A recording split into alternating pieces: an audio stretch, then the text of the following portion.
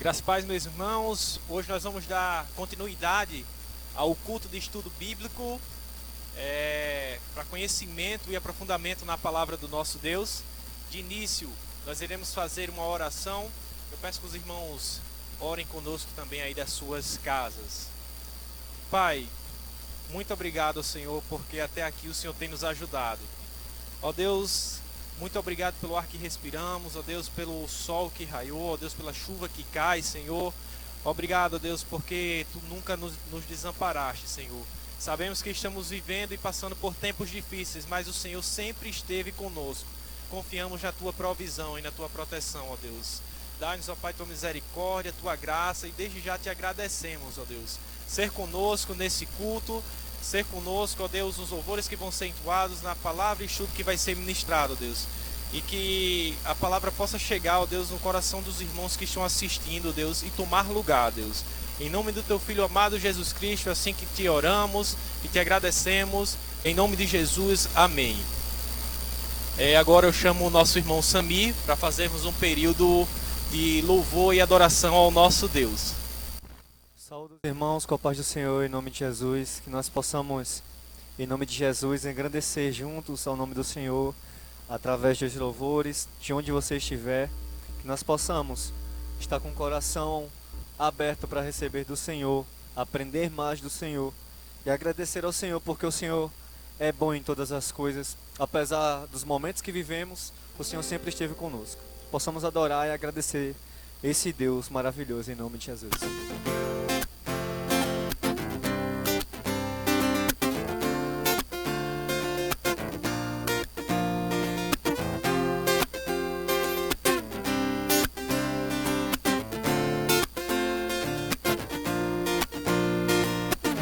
Eu te agradeço, Deus, por se lembrar de mim e pelo Teu favor, é o que me faz crescer. Eu vivo pela fé e não vacilo, eu não paro, não desisto. Eu sou de Deus, eu sou de Cristo.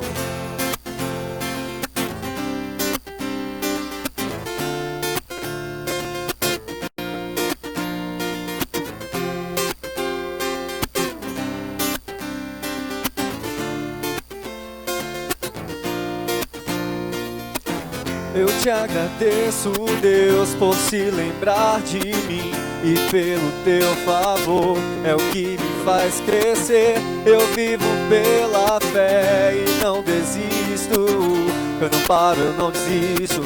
Eu sou de Deus, eu sou de Cristo.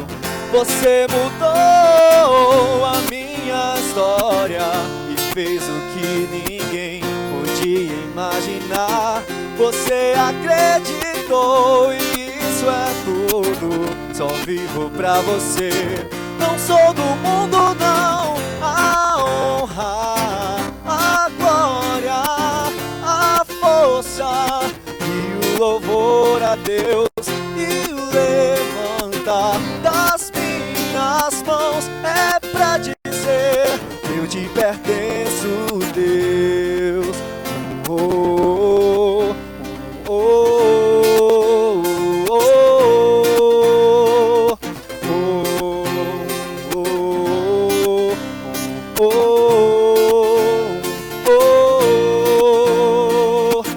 Eu te agradeço, Deus, que no deserto não me deixou morrer e nem desanimar.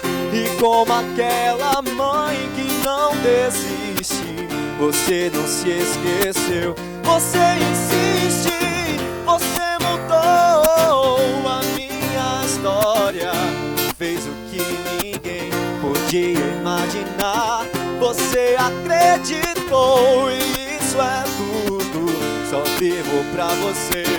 Não sou do mundo não, a honra, a glória, a força e o louvor a Deus. E o levantar das minhas mãos é pra dizer: eu te pertenço, Deus. A honra, a glória, a força e o louvor a Deus. E o levantar das minhas mãos é pra dizer que eu te pertenço, Deus. Oh, oh, oh,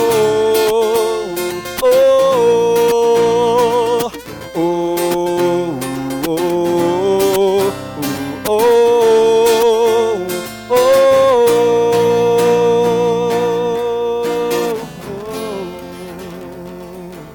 Aleluia, todo louvor, toda honra, toda adoração ao Senhor Jesus Cristo, que morreu por nós naquela cruz. Que nós possamos, não apenas durante essa quarentena, não apenas nesse exato momento, mas a cada dia, pedir para que o Senhor possa renovar as nossas forças, porque o Senhor é aquele que é grande, o Senhor é aquele que sonda o nosso coração, e nós precisamos cada vez mais ter o coração parecido com o dele.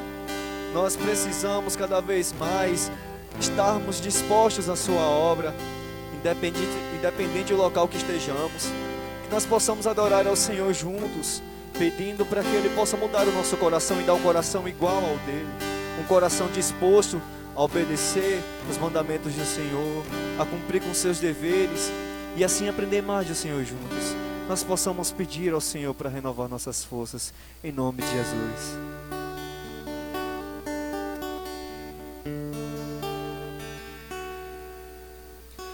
Renova-me, Senhor Jesus.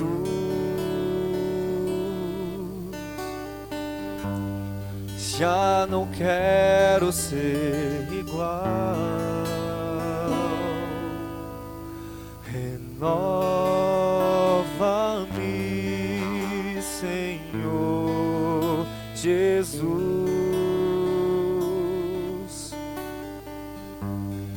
Põe em mim teu coração,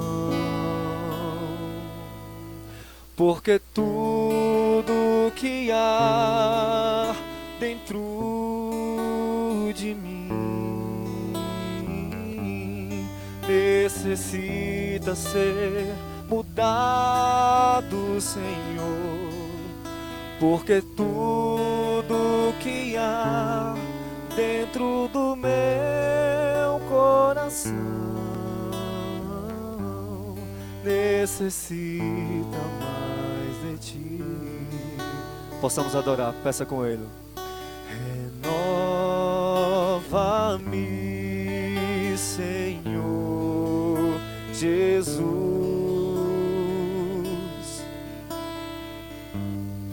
Já não quero ser igual. Renova-me, Senhor Jesus.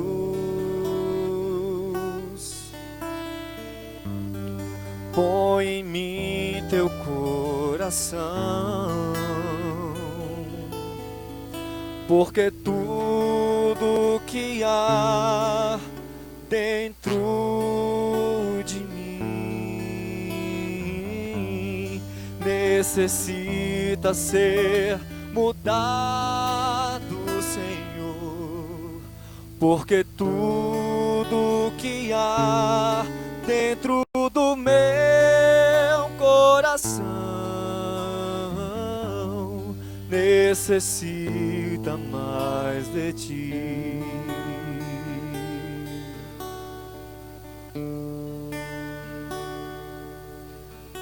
Senhor, estamos na tua presença, Senhor. Invade os corações, Pai, daquelas pessoas, Pai, que necessitam ser renovadas, mudadas segundo o teu coração, quebrantados perante a tua presença, para que seus corações venham cada vez mais se parecer com o teu, para que suas ações possam condizer, Pai, com as tuas palavras, com a tua justiça, com os teus mandamentos. Senhor, nós sabemos que grande é o Senhor, Pai. Sabemos que o Senhor é imenso, Senhor, tanto em tamanho quanto em profundidade, Senhor. As tuas maravilhas e as tuas riquezas são maiores, Pai, do que aquilo que nós podemos ver, daquilo que podemos sentir, daquilo que podemos enxergar.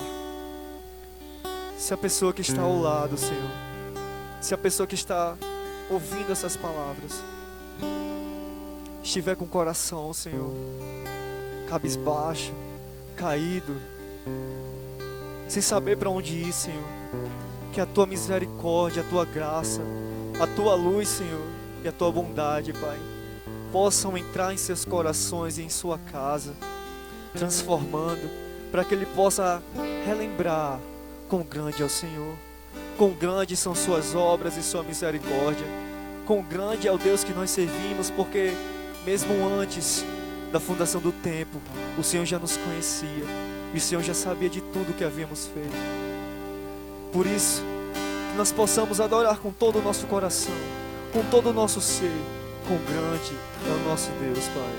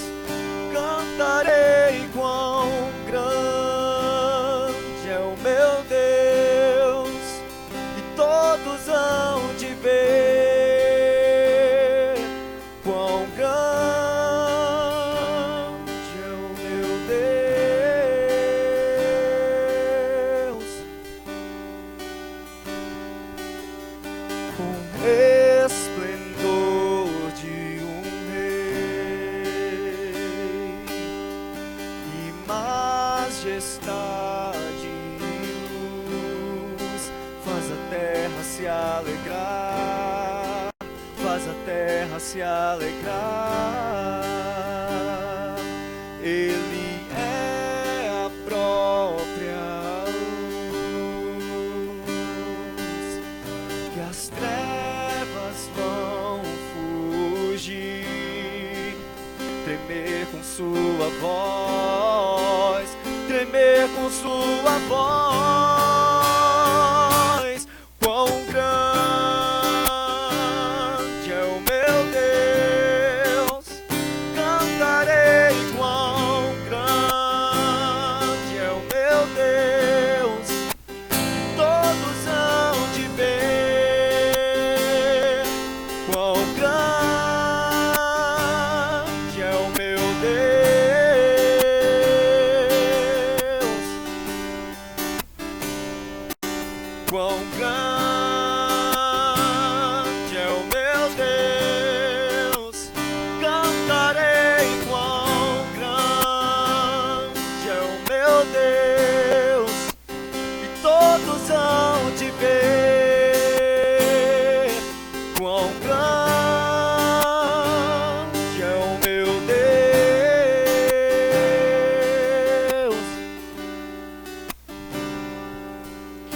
por gerações Ele é. O tempo está em suas mãos, o começo e o fim, o começo e o fim. Três se formam em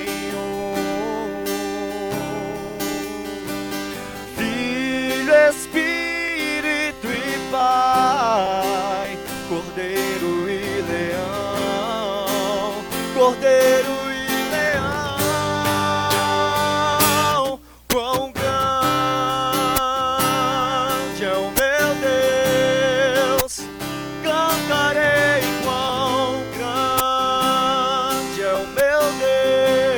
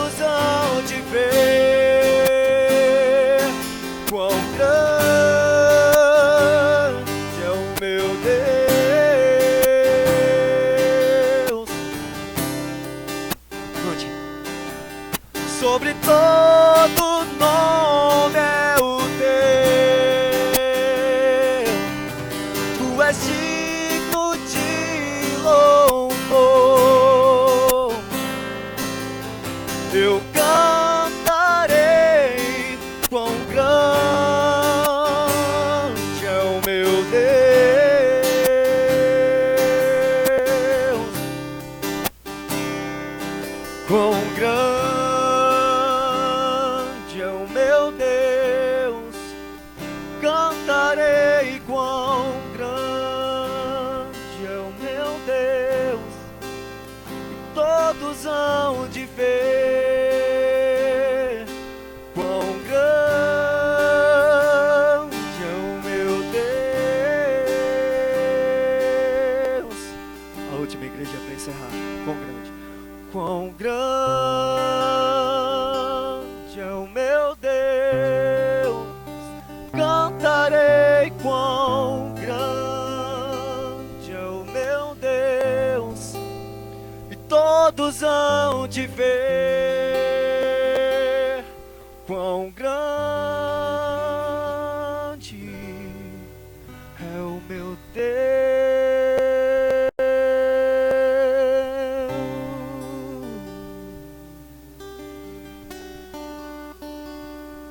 Agradeço a oportunidade, em nome de Jesus.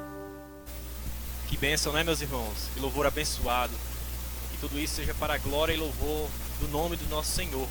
Eu agradeço a participação do irmão Samir, que Deus tem movido águas aí na vida do irmão. Ele tem evoluído grandemente. Grande é a obra que o Senhor tem feito na tua vida, meu irmão. Eu convido agora o pastor, que vai dar o nosso estudo bíblico, para que eu possa estar fazendo uma oração e vocês recebam a palavra que vem da parte de Deus.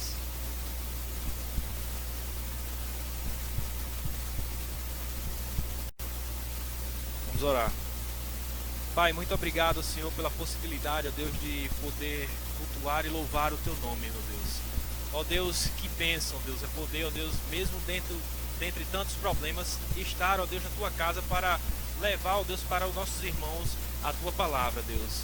Em nome do Senhor Jesus Cristo, eu te peço que o Senhor abençoe a vida do nosso pastor, ó Deus, ilumina o estudo que ele vai trazer, ó Deus, e que nós possamos, ó Deus, aplicar esse estudo para nossas vidas, Deus. Ser com ele, Deus, fala pela boca do nosso pastor, para que os irmãos possam, Deus, receber aquela palavra que vem de Ti para a vida deles, Deus. Em nome do Teu Filho amado Jesus Cristo, é assim que eu te oro e te agradeço. Amém.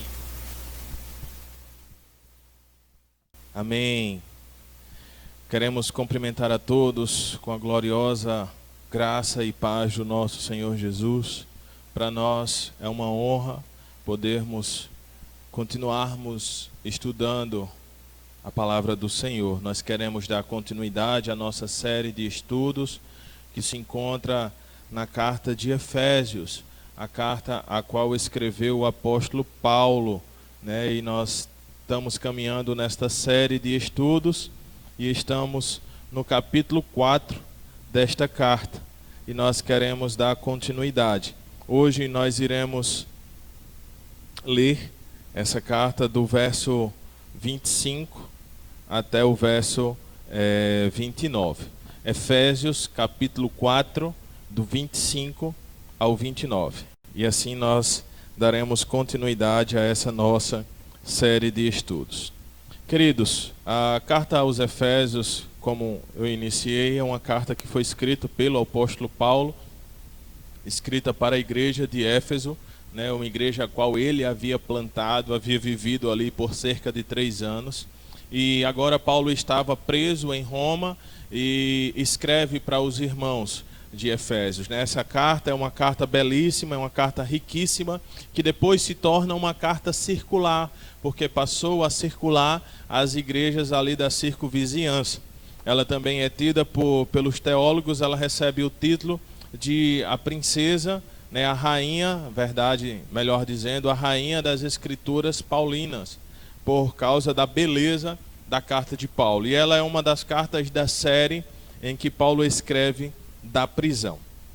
Semana passada nós estudamos até o verso 24, aonde o apóstolo Paulo ele trabalha sobre a nossa parte prática, porque nós estamos na parte prática desta carta, e aí Paulo então ele ensina acerca da vida prática, né, do nosso novo andar, de como nós devemos andar de maneira correta, né? E aí eu quero ler apenas para que os irmãos possam se situar e entender e se lembrar. Então, o verso 17 diz assim: assim eu lhes digo, e no Senhor insisto, que não viva mais como os gentios, como vivem na futilidade dos seus pensamentos. Eles estão obscurecidos no entendimento e separados da vida de Deus, por causa da ignorância em que estão, devido ao endurecimento dos seus corações. Tendo perdido toda a sensibilidade, eles se entregaram à depravação, cometendo com toda a avidez e toda a espécie de impureza. Verso 20. Todavia, não foi assim que vocês aprenderam de Cristo. De fato, vocês ouviram falar dele e nele foram ensinados de acordo com a verdade que está em Jesus. Quanto à antiga maneira de viver, vocês foram ensinados a despir-se do velho homem que se corrompe por desejos enganosos, a serem renovados do modo de pensar e a revestir-se do novo homem, criado para ser semelhante a Deus em justiça e em santidade, proveniente da verdade. Então, nós lemos até aqui, na quarta-feira passada, aonde o apóstolo Paulo nos diz que agora, como somos nova criatura, como nascemos de novo, nós precisamos viver esta novidade de vida, precisamos viver de maneira diferente, como um novo homem. Agora nós vivemos a modelo de Cristo. Cristo é o nosso exemplo, Cristo é o nosso Senhor, Cristo é o nosso Mestre. Então, o apóstolo Paulo diz, olha, vocês precisam despir-se do velho homem, da velha natureza, da natureza corrompida, daquele homem pecador, e renovar a vossa mente, e então vestir-se do novo homem. Nós usamos o exemplo do banho. Quando você chega de um dia de trabalho, um dia suado, um dia estressante de trabalho, e você chega em casa querendo tomar aquele banho. Então você tira a sua roupa velha, suja, se renova com um banho e então vestes limpas, roupas novas. É dessa maneira que nós precisamos viver a nossa vida com Deus. Nos despir-se da roupa suja do pecado, renovar a nossa mente com o Espírito Santo, como se fosse um banho renovador, e então vestir-se do novo homem, da nova natureza, vestir-se uma roupa limpa e santa. E aí então, seguindo esse entendimento, Paulo segue agora a partir do verso 25. Nós paramos no verso 24, a partir agora do verso 25, aonde ele vai falar sobre esse novo homem vivendo.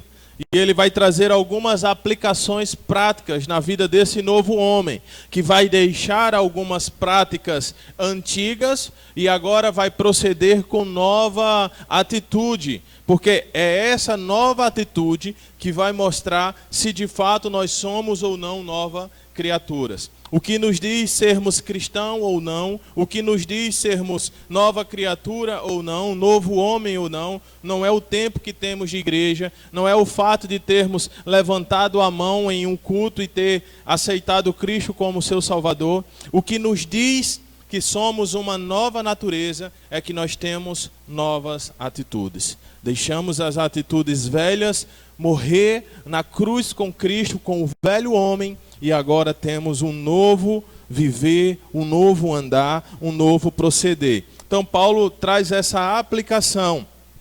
Paulo chama aqui nesse texto, do verso 24 ao verso 32, os pecados pelos nomes. Ele começa a nomear alguns tipos de pecado. E ele traz 5 diferentes pecados que são mencionados aqui nesse texto, aos quais a igreja, o cristão, precisa evitar. Vamos ao texto. Efésios, capítulo 4, do verso 25 ao verso 29. E o texto diz assim: portanto, cada um de vocês deve abandonar a mentira e falar a verdade ao seu próximo, pois todos somos membros de um mesmo corpo. Quando vocês ficarem irados, não pequem, apazigue a sua ira antes que o sol se ponha. 27. E não deem lugar ao diabo. 28. O que furtava, não furte mais. Antes, trabalhe, fazendo algo de útil com as suas mãos, para que tenha o que repartir com quem estiver em necessidade.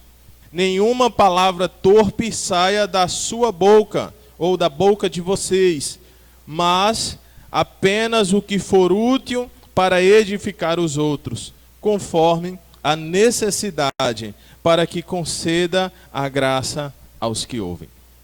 Nós vemos aqui Paulo trazendo o exemplo de 5 pecados, e essa não é a única lista de pecados, o que nós devemos deixar, do que são obras da carne, do que são obras do velho homem, mas aqui nesse texto Paulo traz esses 5 pecados, nomeando eles, e o que é interessante é que Paulo coloca o negativo, o positivo e o porquê. Então Paulo vai dizer, olha, não faz isso, faça isso por causa disso. Entende? Então, com o andar nós vamos conseguir compreender melhor. Mas o que eu preciso que os irmãos assimilem o entendimento é, Paulo diz, olha, na velha natureza você fazia isso, não faça mais. Agora você procede desta forma. Sabe por que você tem que proceder dessa forma? Porque agindo assim, você vai alcançar tal resultado. Então, o que é interessante, o que é didático de Deus, é que Deus sempre nos mostra como nós devemos proceder e por que nós devemos proceder. Porque o que é interessante é que Deus é soberano, Deus é Senhor, Deus é Rei. Ele simplesmente poderia obrigar-nos a fazer, faça assim e ponto final. Igual muitos pais fazem com seus filhos, né? Faça isso. Aí o filho pergunta, mas por quê? Porque eu estou mandando, e acabou. Essa é a resposta dos pais. Mas Deus não. Deus diz, faça isso. Aí é como se nós perguntássemos, mas por quê? Aí Deus responde, porque você procedendo assim, você vai alcançar, você vai conseguir, você vai obedecer, você vai receber. Né? Então o Senhor sempre nos mostra como nós devemos proceder e por que nós devemos proceder. Verso 25, vamos caminhar versículo por versículo. Portanto, cada um de vocês devem abandonar a mentira e falar a verdade ao seu próximo, pois todos somos membros do mesmo corpo. Ele começa nessa versão aqui com portanto. Portanto aqui portanto está significando tudo o que ele já vem falando na carta. Portanto, você agora é uma nova criatura. Portanto, deixe a velha natureza para novas atitudes. Portanto, tire a roupa do velho homem. Portanto, nós devemos fazer isso porque Deus criou o mundo. Portanto, Deus nos amou. Portanto, Deus nos salvou. Então, portanto, por tudo isso, por gratidão a Deus, né? Por entender que você não merecia, que você era pecador, que você era falho, que você era mentiroso. E agora, portanto, você precisa abandonar as velhas práticas e viver práticas novas. Portanto, deixe estas velhas práticas por novas práticas. E aí ele diz a prática que você deve deixar. Portanto, abandone a mentira. Deixe a mentira. Deixe de mentir. A mentira é uma prática do velho homem, da nossa velha natureza, do nosso homem corrompido. Um novo homem nascido em Cristo, ele precisa abandonar a mentira. Ele não pode viver na prática da mentira, né? E aqui, mentira, aqui ela tem a mesma conotação do verbo despojar, do verso 22 que nós falamos, de despojar-se, né, ou despir-se do velho homem, que é algo contínuo, diário. Nós precisamos despir-se do velho homem diariamente. Então, diariamente, nós precisamos abandonar a mentira. Nós não podemos viver uma vida de mentira. Precisamos viver uma vida de verdade, porque a palavra de Deus é a verdade. E a mentira aqui, irmãos, nós sabemos que ela existe de várias formas. Não exatamente a mentira como nós conhecemos, mas a mentira ela pode ser falsear a verdade. A mentira pode ser dizer a verdade em partes, né? Você dizer uma parte da verdade e não dizer toda. Ou seja, a mentira aqui é omitir.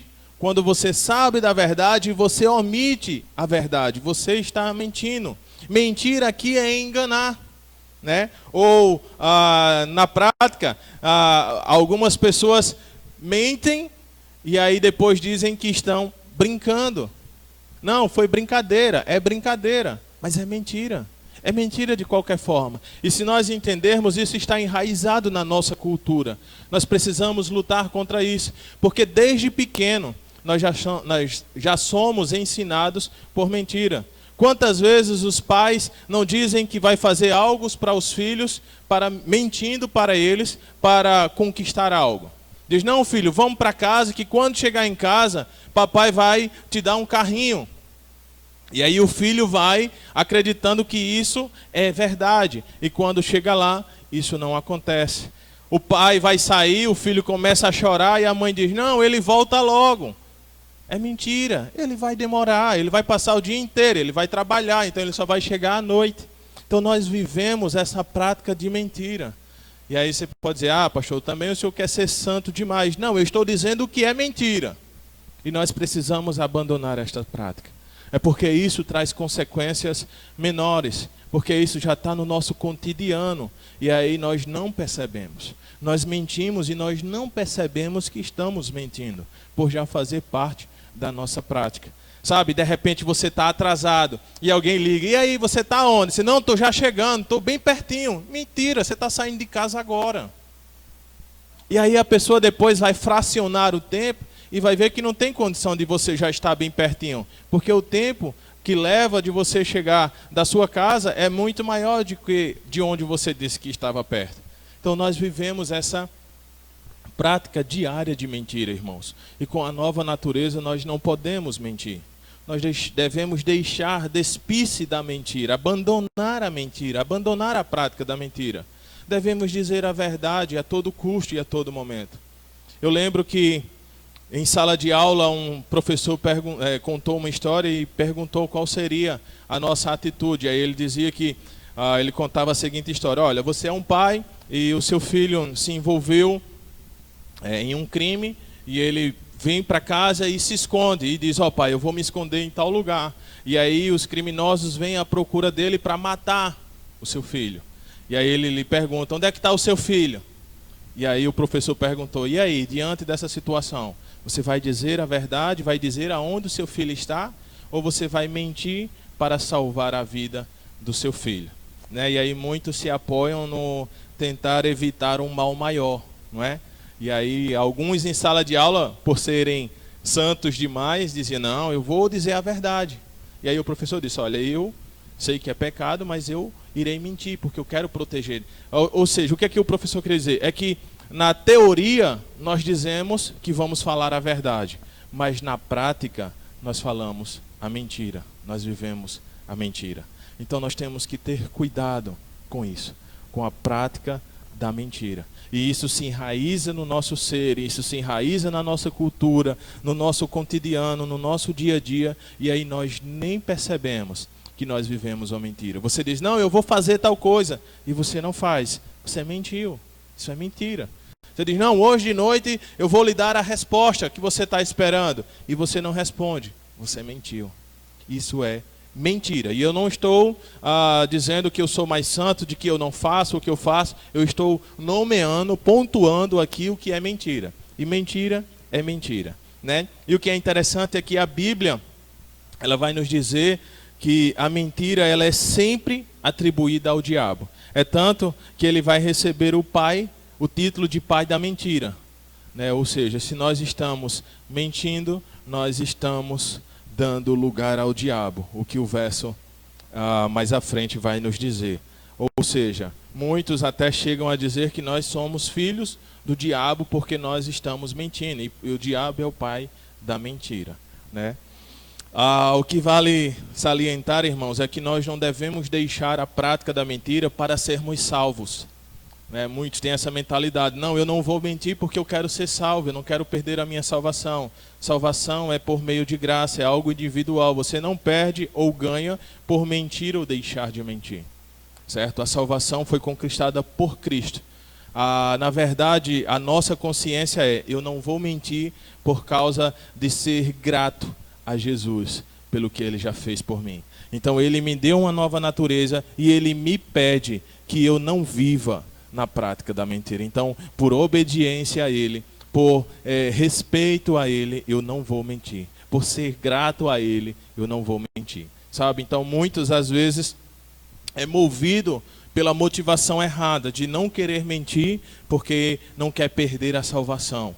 né, ou por medo da salvação, mas na verdade o não querer mentir é por causa de gratidão a Cristo, pelo que Ele já fez por nós. Os mentirosos, ou seja, aqueles que são controlados pela mentira, não herdarão o reino de Deus. Está lá em Apocalipse capítulo 22, verso 15. Então aqueles que vivem na mentira, na prática da mentira, não herdarão o reino de Deus. E aí você diz, mas pastor, eu sou crente já há 5 anos, há 2 anos, há 3 anos, e vez ou outra eu conto uma mentira. Arrependa-se, peça perdão, né, e procure não praticar mais. Isso nos mostra que nós não temos mérito nenhum em nossa salvação, porque nós somos pecadores, porque nós somos falhos. E aí a nossa salvação é por causa de Cristo Jesus, que garante a nós a nossa salvação. Então você teve a consciência, o Espírito Santo te conscientizou de que o que você está fazendo é errado, pare de fazer. Deixe de fazer. Abandone esta prática e viva novas atitudes. A mentira, ela destrói a comunhão entre os irmãos, a comunhão da igreja. Diz o apóstolo Paulo que a comunhão é a edificação, é a edificação na confiança, né? Ou seja, quem mente não é digno de confiança. Pessoa que é digna de confiança é uma pessoa que não tem a prática da mentira. Porque pessoas que mentem não são dignas de confiança. Nós não confiamos em pessoas que mentem. Pessoas que têm prática da mentira. Então nós devemos abandonar a mentira, pois o nosso Deus é um Deus de verdade. A palavra de Deus é a palavra da verdade. Então Paulo diz, olha, você despiu-se do velho homem, então agora abandone a prática da mentira. E aí o que é que ele diz? Fale a verdade ao seu próximo. Não basta simplesmente abandonar a mentira. Nós precisamos agora passar a falar a verdade. Nem sempre é a mesma coisa. Eu posso abandonar a mentira, mas aí eu posso não falar a verdade. Ou seja, eu estou mentindo. Não, eu posso estar omitindo, eu posso não estar falando a verdade por completo. Então eu preciso, existe a prática negativa e a prática positiva. O velho homem mente, o novo homem fala a verdade. Então, abandone a prática da mentira e viva uma vida de verdade. Essa verdade, ela tem que ser dita em amor, no tempo certo, do jeito certo e na hora certa, né? Existem muitos jargões que as pessoas falam, né? A verdade dói. Eu sei que a verdade machuca, mas ela precisa ser dita. De fato, a verdade dói. Nem todo mundo está preparado para ouvir a verdade. Nem todo mundo tem maturidade para ouvir a verdade. E a verdade, ela precisa ser dita. Mas nós precisamos dizer essa verdade em amor. Nós precisamos dizer essa verdade no tempo certo, na hora certa. Porque o nosso intuito não é perder pessoas, não é magoar pessoas, não é frustrar pessoas, não é machucar pessoas. O nosso intuito é abençoar, é edificar, é ajudar. Essa é a nossa motivação. Então nós precisamos abandonar a mentira e passar a falar a verdade. E aí ele vai dizer o porquê. Pois todos somos membros do mesmo corpo. Não apenas membros de Cristo. Nós não somos apenas membros do corpo de Cristo. Nós somos membros uns dos outros. E aí imagine agora um corpo humano. E nós sabemos que o corpo humano ele é todo interligado, né? As veias, o pulmão, o coração. Cada órgão fazendo a sua função.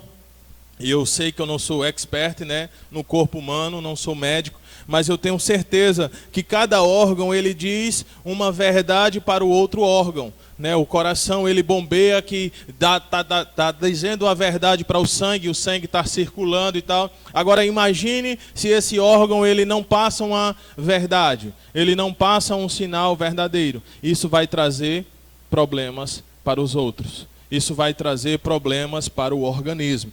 Então, nós somos membros uns dos outros, e por sermos membros uns dos outros, nós precisamos falar a verdade. Nós somos da mesma família, nós temos o mesmo Pai, somos herdeiros de Cristo, somos co-herdeiros com Cristo, né? Somos herdeiros da herança de Cristo. Então, nós fazemos partes da mesma família de Deus. E aí nós fomos comprados, fomos pagos pelo mesmo sangue, temos a mesma importância e o mesmo valor uns dos outros. Então, por isso, nós devemos viver esta vida de verdade. Devemos amar uns aos outros e falar a verdade uns para com os outros. Verso 26. Quando vocês ficarem irados, não pequem, apazigue a sua ira antes que o sol se ponha. Né? Aqui o versículo 26, ele nos diz que nós podemos ficar irados, que ele diz, olha, quando vocês ficarem irados, ou seja, vocês podem ficar irados.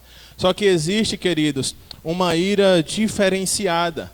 Essa ira aqui que esse texto está falando é uma ira justa, é uma ira santa. Né? Então, dessa maneira, nós podemos ficar irados.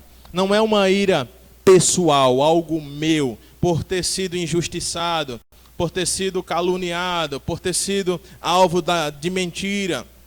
E aí eu fico irado com aquela pessoa. Não é isso, não é de si. Mas essa ira aqui que o texto nos fala é uma ira no que se diz respeito ao outro, no que se diz respeito a Deus. Como para as coisas de Deus, nós podemos sim e devemos ficar irado. É uma ordenança, é um mandamento, nós devemos ficar irado. Você pode ficar irado. A ira é uma das indignações das coisas de Deus. É uma ira que nós devemos ter quando nós vemos o nome de Deus sendo blasfemado, por exemplo. Nós precisamos ficar irado contra pessoas que blasfemam contra o nome de Deus. Essa ira nós podemos ter, nós devemos ter, né? Ou quando um santo, um irmão está sendo injustiçado, e você sabe que ele está sendo injustiçado, você pode ficar irado por isso está acontecendo com o seu irmão. Tipo, eu estou irado com a corrupção do nosso país. Isso é uma ira santa, é uma ira que pode acontecer. E na verdade ela até deve acontecer. Mas o que é interessante, irmãos, é que essa ira ela não pode se transformar em um outro sentido. O verso, com o caminhar do verso, você vai entender bem direitinho. Dessa forma nós podemos nos irar, sim, pois a ira faz parte de Deus, é um atributo de Deus. O nosso Deus é um Deus que se ira. Né? Existe até um sermão famoso, né, de que tem o título de Deus irado. Né? Então, contra pecados nós devemos nos irar, porque isso faz parte da santidade de Deus, é um atributo de Deus. Né? Deus odeia o pecado, o seu povo também deve odiá-lo. Exemplo, Jesus, né, a raiva que Jesus tem no templo, quando chega e vê o comércio acontecendo dentro do templo, e aí ele se ira, ele joga as bancas e causa aquele alvoroço. Por quê? Porque aquilo estava indo contra a palavra de Deus. Nesse sentido, nesse modo, nós podemos sim nos irar. Mas o que é interessante é que o texto diz, olha, você pode se irar, é o negativo, mas você não pode pecar. E como assim eu consigo irar e não pecar? Porque é exatamente isso, eu me iro daquela determinada ação, mas aquilo não vai adentrar ao meu coração, é uma coisa momentânea, que vai dar e vai passar. Ela não vai se perdurar por muito tempo, para que isso não gere pecado, para que isso não gere outros sentimentos.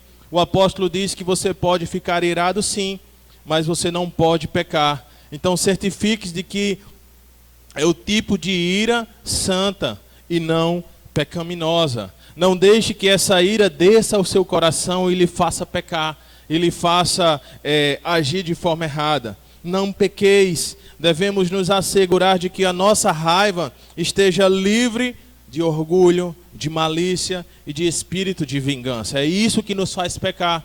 O problema é que a ira nos leva a cometer isso, a mentir, a ter o espírito de ódio, a ter raiva, a querer se vingar. E é isso que o apóstolo diz, olha, você pode se irar sim, mas não pode pecar. E irar desta forma, quando se for atribuído às coisas de Deus. Né? Não deixe que essa ira santa vire ódio, mágoa, rancor, vingança. Isso não pode, porque se isso acontecer, isso vai causar muito mal a você. Isso vai causar muito mal à sua saúde espiritual, porque você vai estar pecando. Né? E aí ele conclui o versículo ele dizendo, olha, você pode irar, mas não pode pecar. Sabe por quê? Você deve apaziguar a sua ira antes que o sol se ponha.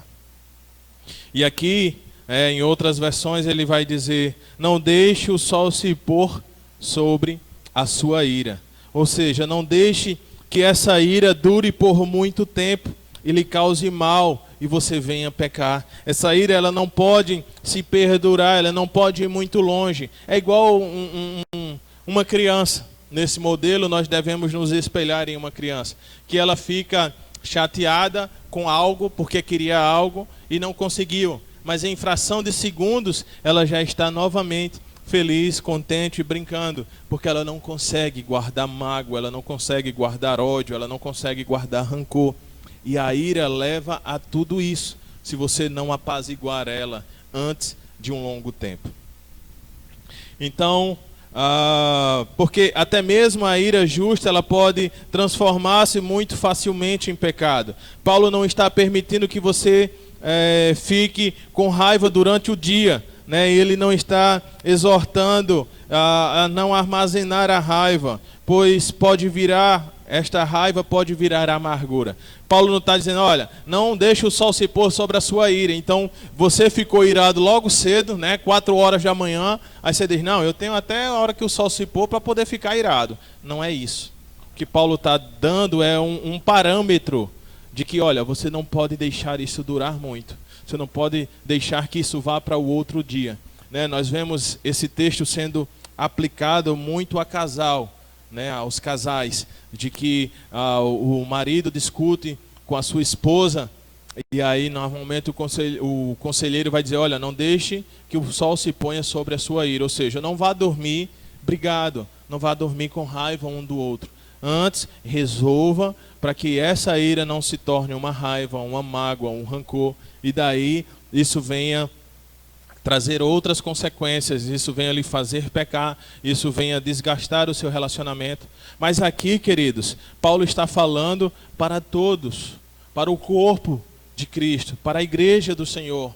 Então essa ira, ela não só quer dizer no sentido de homem e mulher, de casal, mas ela quer dizer no sentido de relacionamento uns com os outros. Então eu sei que eu disse uma palavra que magoou ao meu irmão, e eu não vou lá e não procuro apaziguar, eu não vou lá e não peço perdão, eu não busco se reconciliar com ele. Ou às vezes vou esperar que chegue o dia da Santa Ceia para poder pedir perdão ao irmão para mim poder ceiar.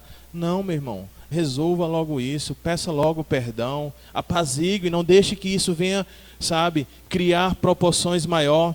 Não deixe que essa raiz, essa árvore do mal venha criar raiz, porque depois que ela está grande se torna muito mais difícil para você arrancar. É melhor você arrancar enquanto está o brotinho no chão, pequeno. Você vai lá e consegue arrancar este mal. Então, não deixe que essa ira se torne mágoa, desejo de vingança, ódio, Pessoas que vivem dessa forma, elas vivem infelizes e elas não nasceram de novo. Pessoas que alimentam o ódio, alimentam a raiva, elas não nasceram de novo. Elas podem ter aceitado Jesus como seu Salvador, elas podem até ter se batizado, mas se elas não mudarem esta prática, na verdade, intimamente, elas não nasceram de novo. E nós precisamos abandonar esta prática de ter esses sentimentos negativos. Então, não deixe que isso vá muito longe. Não fique com esses sentimentos negativos de ódio, mágoa, rancor, ódio, vingança, desentendimento por muito tempo no seu coração, na sua mente. Procure apaziguar logo quanto antes para que isso não se torne prejudicial à sua saúde espiritual, né? E para que você possa viver em paz, em nome do Senhor Jesus. Verso 27. E aí ele vai dizer, olha, não deem lugar ao diabo. Esse versículo 27, ele está totalmente ligado ao verso 26. O adversário, ele está sempre ao nosso derredor, procurando uma oportunidade para nos pegar, para nos tragar. E se nós dermos, ele vai entrar e vai atuar nas nossas vidas, vai nos prejudicar. Ele busca sempre estas oportunidades. como a ira é uma das portas pelas quais Satanás procura entrar, nós devemos manter essa porta fechada, sabe? Então a ira é uma porta gigantesca para Satanás entrar, para Satanás atuar. E aí ele sente que você está irado com aquela pessoa, e aí ele começa então a causar situações em que você vai deixar de falar, em que você vai ficar magoado, ficar sentido, não vai procurar apaziguar, não vai pedir perdão, não vai buscar mudança, não vai buscar ser diferente. Você vai continuar atuando como a velha natureza. Você sabe que isso não deve fazer, mas você não faz o certo. Isso é andar no sentido do mundo, que o mundo diz que você é o centro, e aí você precisa fazer tudo que você quiser fazer. Você não é obrigado a fazer nada que você não quer fazer. E aí o cristianismo não é isso, querido. O cristianismo é Cristo que é o centro, e você é obrigado a fazer aquilo que Cristo quer, e não o que você quer. E se Cristo quer que você apazigue a ira, não deixe que isso se transforme em raiva, em mágoa, em ódio, em rancor. Você precisa ir lá e se retratar, para que você não dê lugar ao diabo, para que você não dê lugar ao inimigo. E nós precisamos entender, nós temos sim um adversário, nós temos sim um inimigo, que procura todo o tempo, incessantemente, nos destruir, nos fazer perder o foco, nos fazer perder a paz. É interessante, irmãos, como um simples olhar, uma simples fala, né, nós conseguimos magoar e machucar pessoas. Nós conseguimos ser magoados por um simples gesto, por uma simples fala. Alguém falou algo e nós não gostamos, nós simplesmente, rapidamente, nós ficamos ressentidos. E se isso não for tratado, e se isso não for curado, isso vai se transformar em uma mágoa, isso vai se transformar em uma raiva, em um desejo de vingança, e isso vai brotando dentro de si. E se você for alimentando isso, você está alimentando a sua carne, você está alimentando a sua velha natureza, você está alimentando o velho homem, e aí você está praticando as coisas da sua antiga natureza. E não é dessa forma que nós devemos fazer. O que é interessante, irmãos, é que isso não acontece uma só vez. Isso é no nosso dia a dia, no nosso cotidiano, todos os momentos e todos os instantes.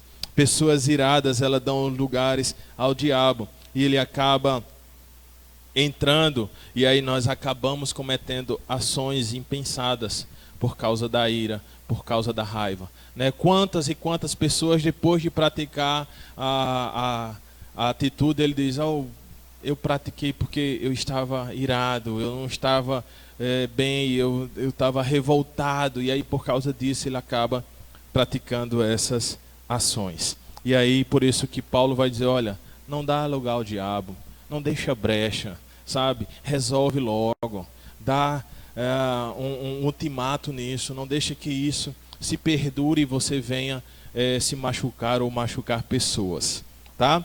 Verso 28, estamos chegando ao fim. O que furtava, não furte mais, antes trabalhe, trazendo algo de útil com as mãos, fazendo algo de útil com as mãos, para que tenha o que repartir com o que estiver necessitado. O que furtava, não furte mais. Ou seja, em outras versões, o que roubava, não roube mais. Porque o roubo, o furto, é uma prática da velha natureza.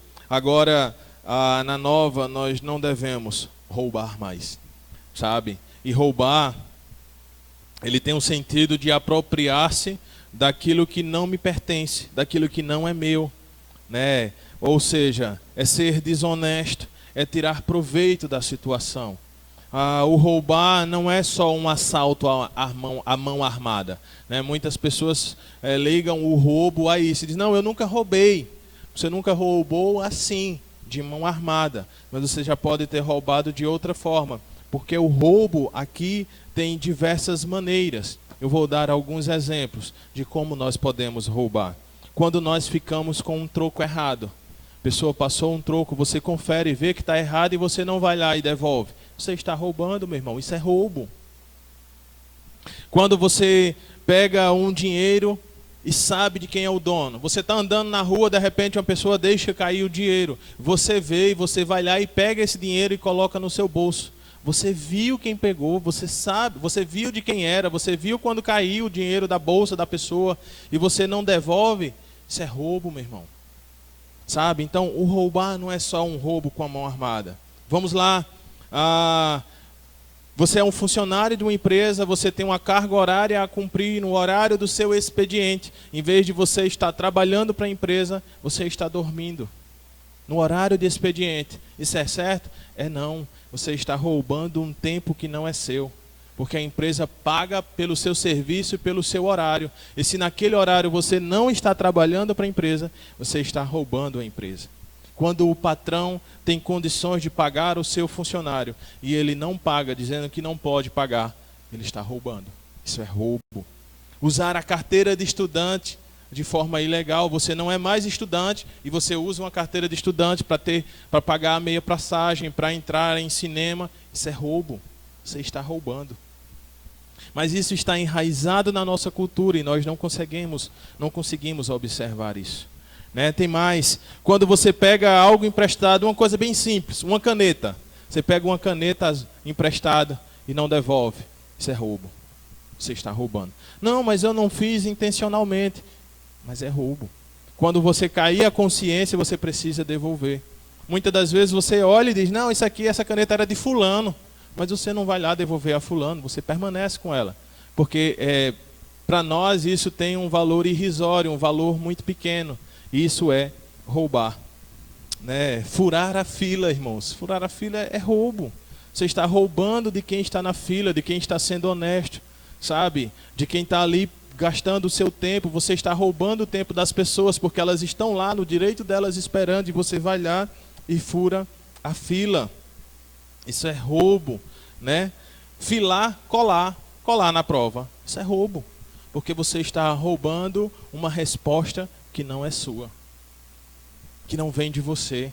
Entende, irmãos, como tem diversas formas de roubar, diversas maneiras, né? E nós não só roubamos uns aos outros, nós roubamos a Deus quando nós não somos fiéis com os nossos dízimos e as nossas ofertas.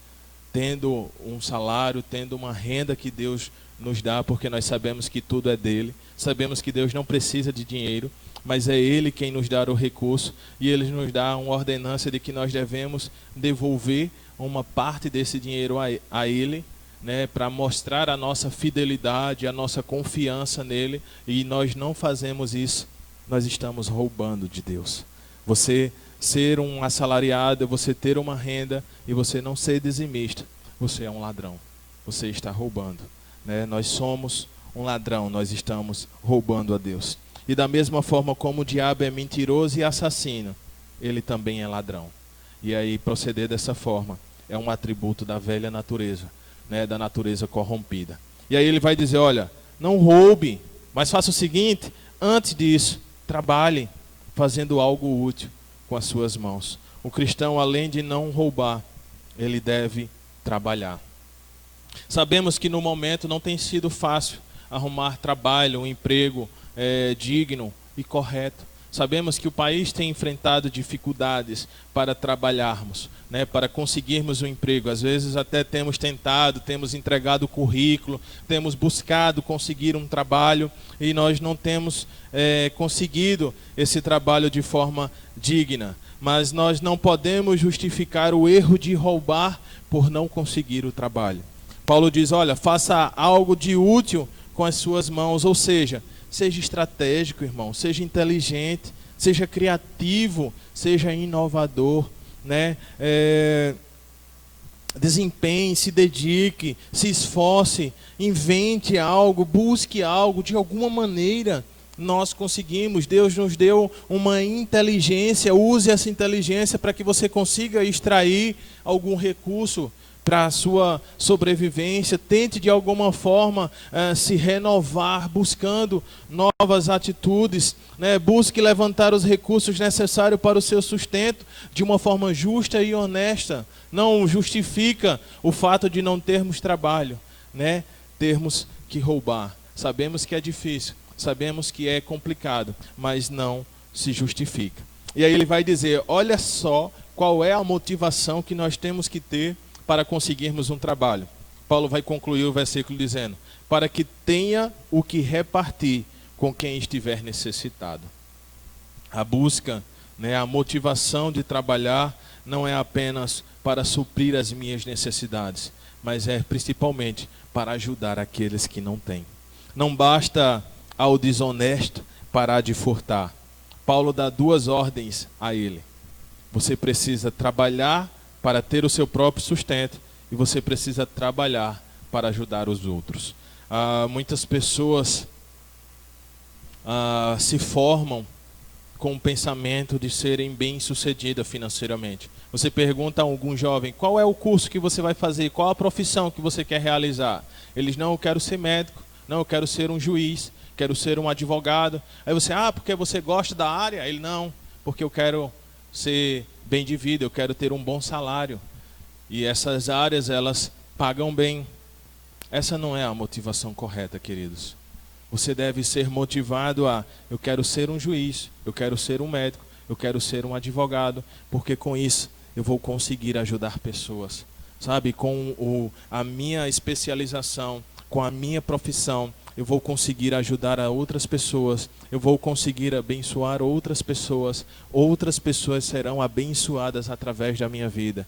E seja lá qual for, meu irmão, se você trabalha como assistente social, se você trabalha como auxiliar de limpeza, a profissão que você exercer, você tem como abençoar pessoas. E não é só abençoar dando dinheiro a elas, não é só abençoar dando uma cesta básica a ela, mas é abençoar dando o seu trabalho, a sua mão de obra para ajudar essa pessoa. Até mesmo capacitar esta pessoa a exercer a mesma função. Você tem como ajudar e abençoar outras pessoas. E aí nós devemos pensar desta forma, que nós devemos buscar uma profissão para que eu possa ajudar o próximo, para que eu possa ajudar o meu irmão. E seja lá qual for a área que você exercer, você tem como abençoar. E aí ele vai para o verso 19, o último versículo, e aqui nós encerramos. Nenhuma palavra torpe saia da boca de vocês, mas apenas o que for útil para edificar os outros, conforme a necessidade, para que conceda graça aos que ouvem. Nenhuma palavra torpe deve sair da boca de vocês. Um cristão, ele não pode ter uma boca suja. Ele não pode ter uma prática de palavras imundas, E aqui, essa boca suja, essa palavra imunda, não é só dizer no nosso popular palavrões, ou palavras de baixo calão. É boca suja de magoar pessoas, de menosprezar pessoas, de diminuir pessoas. A nossa comunicação, ela deve ser sempre positiva, deve ser boa, edificante, necessária e transmissora de graça aos que ouvem. Nós devemos ser abençoadores pela nossa boca. Tiago vai dizer que a nossa língua pode ser a fonte de vida ou instrumento de morte. Nós podemos matar pessoas com a nossa boca. Nós podemos matar o sonho de pessoas com a nossa boca, Nós podemos animar as pessoas ou destruir elas com a nossa língua. É o que está escrito lá em Provérbios.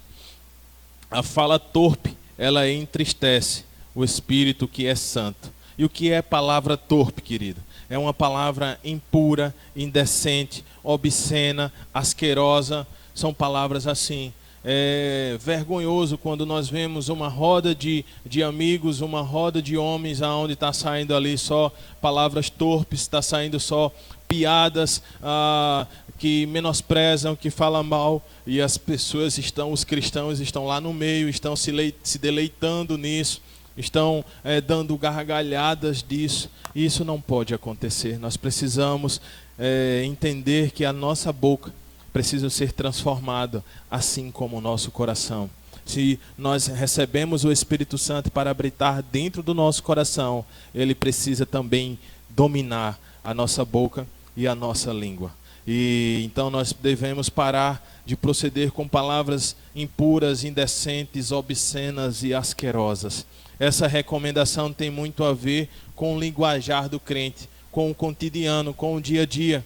Existem pessoas que falam de forma decente, coerente, fora, em público, mas dentro de casa é uma negação, né? Só fala palavras que machucam, que doem, que destroem, que minimiza o valor das pessoas. A linguagem do novo homem, ela não pode ser assim.